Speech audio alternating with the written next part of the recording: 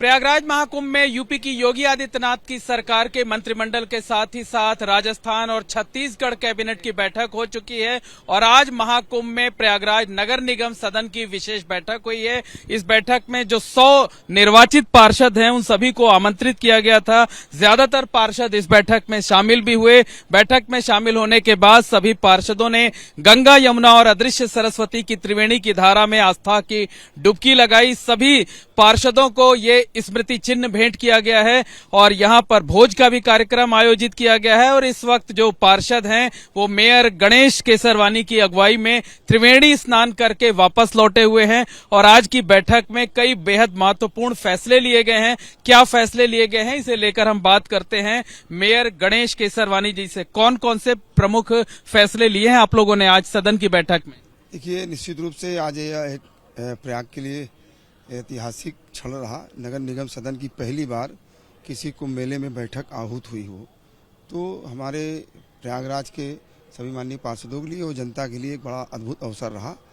और इस विशेष बैठक में एक तरफ जहां माननीय प्रधानमंत्री जी, मुख्यमंत्री जी ने जो अद्भुत व्यवस्थाएं की है, शहर का सर्वांगीण विकास किया है, बुनियादी ढांचा नए आकार लिए हैं, उसके लिए आभार ज्ञापित किया गया, धन्यवाद प्रस्ताव पारित हुआ।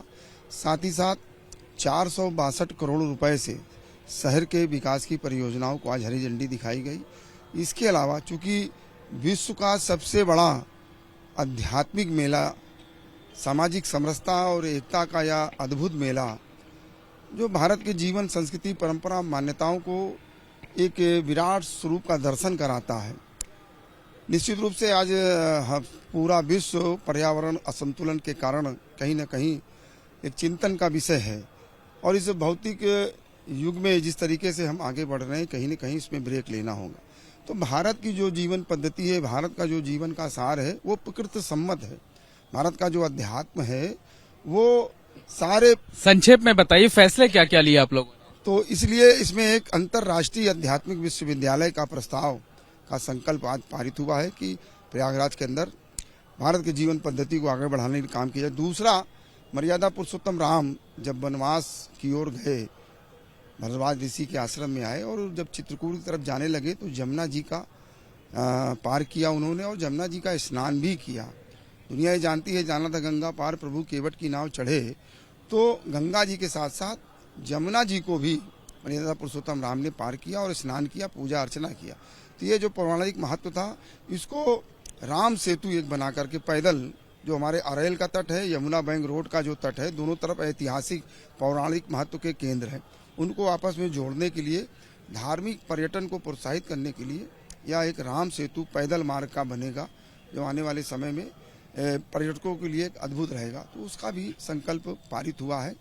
इसके अलावा हमारे जो स्वच्छता के मित्र हैं, नगर निगम का पूरा परिवार रहा है, हमारे शहर के जो लोग रहे जिन्होंने दिल खोल करके पूरे करोड़ों तीर्थयात्रियों की सेवा करने का काम किया है, शहर की जनता, नगर निगम परिवार, हमारे सभी माननीय पार्षदगण, सभी अधिकारी, सभी हमारे स्वच्छता मित्र, इन सब के प्रति धन्यवाद प्रस्ताव पारित करके और सब लोगों ने आस्था की एक साथ सामूहिक डुबकी लगा करके बेहतर प्रयागराज के माध्यम से पूरे विश्व को आकर्षित करने का एक बार पुनः हम सब लोगों ने संकल्प लिया। 3 बड़े फैसले लिए गए। एक तो ये आध्यात्मिक विश्वविद्यालय खोला जाएगा, राम सेतु का निर्माण कराया जाएगा, इसके साथ साथ 462 करोड़ रुपए की विभिन्न परियोजनाओं को मंजूरी दी।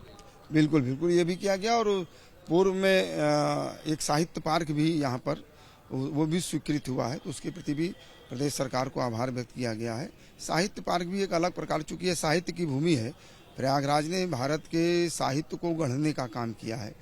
अनेक मूर्धन्य साहित्यकार प्रयागराज में है, तो उनकी रचनाएं, उनकी प्रतिमाएं, उनका साहित्य, अनेक साहित्यिक संगोष्ठियों को आगे बढ़ा करके भारत के जो लोक जीवन है, लोक साहित्य है, लोक कलाएं हैं, उनको भी आगे बढ़ाने के लिए एक साहित्य पार्क का भी। ये राम सेतु पर कितना खर्च आएगा? ये इसका डीपीआर सेतु निगम से बन रहा है, लगभग 400-500 करोड़ रुपए से कम नहीं आएगा, इतना लगभग आएगा। और ये जो आध्यात्मिक विश्वविद्यालय खोला जाएगा, ये तो क्या राज्य सरकार से अनुरोध कर रहे हैं, केंद्र सरकार से अनुरोध कर रहे हैं, या कि नगर निगम उसको संचालित कराए? नहीं, नगर निगम का यह प्रयास है और एक संकल्प पारित हुआ है। हम लोग राज्य सरकार से अनुरोध करेंगे इस संकल्प के माध्यम से, क्योंकि प्रयाग आज पूरे दुनिया के लिए एक परिवर्तनकारी स्थल हुआ है। अनेक प्रकार के सामाजिक बदलाव प्रयाग की धरा पर हुआ है। सामाजिक समरसता भी यहीं से स्थापित हुई है और इस कारण आज पूरी दुनिया प्रयाग के माध्यम से भारत के जीवन को समझना चाहती है। तो ये प्रयाग का एक प्रकार से कर्तव्य है कि पूरे विश्व को भारत की संस्कृति, परंपरा, मान्यता और भारत के आध्यात्मिक जीवन से परिचित कराए। इसलिए यह एक अंतर्राष्ट्रीय विश्वविद्यालय प्रयागराज में जब खुलेगा तो पूरी दुनिया यहाँ आकर के उसका अध्ययन करेगी और प्रकृति सम्मत समाज का एक वैश्विक निर्माण होगा। तो ये पहला मौका होगा जब नगर निगम की का सदन जो है वो आपके कैंपस से बाहर कहीं आयोजित हुआ है।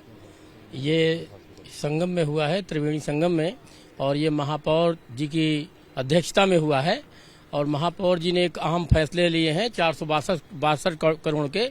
तो हम लोगों को आने वाले समय में एक प्रयागराज को एक नई सौगात मिलेगी और महापौर इसके धन्यवाद के पात्र है जो इस तरह का प्रयोजन किए और हमें यहाँ पर ले आए।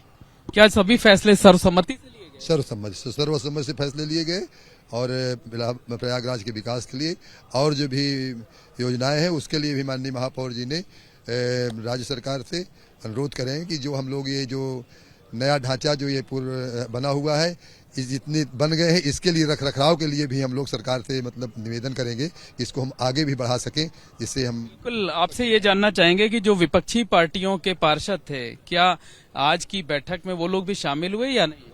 यस, वो भी शामिल हुए। हर पार्टी के सपा और जो भी हैं सब शामिल हुए और बाकायदा महापौर जी का साथ भी दिए। उन लोगों ने भी यही कहा कि हम लोग के जीवन में यह पहली बार ऐसा हुआ है कि महापौर जी हमारे ऐसे हैं तो हम पार्टी न देखते हुए इनका साथ देंगे और सर्वसम्मत से सब लोगों ने इन जो हम लोग के संकल्प थे उस पर पारित भी किया। प्रयागराज महाकुंभ से नारी सशक्तिकरण का बड़ा संदेश गया है, यहाँ भी कुछ किया है? नगर निगम ने भी कुछ?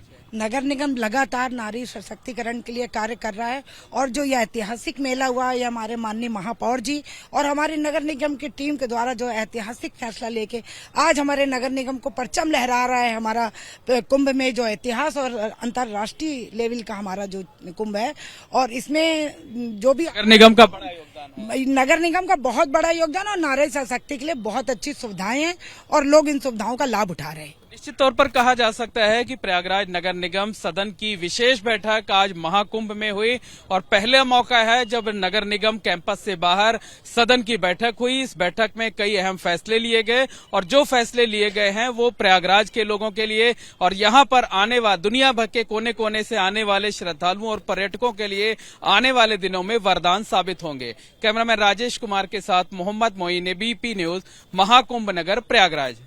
दुनिया बदल रही है और ये भारत के लिए ला रही है इन्फिनिट अवसर, जिसे हम कहते हैं मिनट इन्फिनिट। आइए आइडियाज ऑफ इंडिया के मंच पर समझे इसी मिनट इन्फिनिट को 21 और 22 फरवरी abplive.com पर।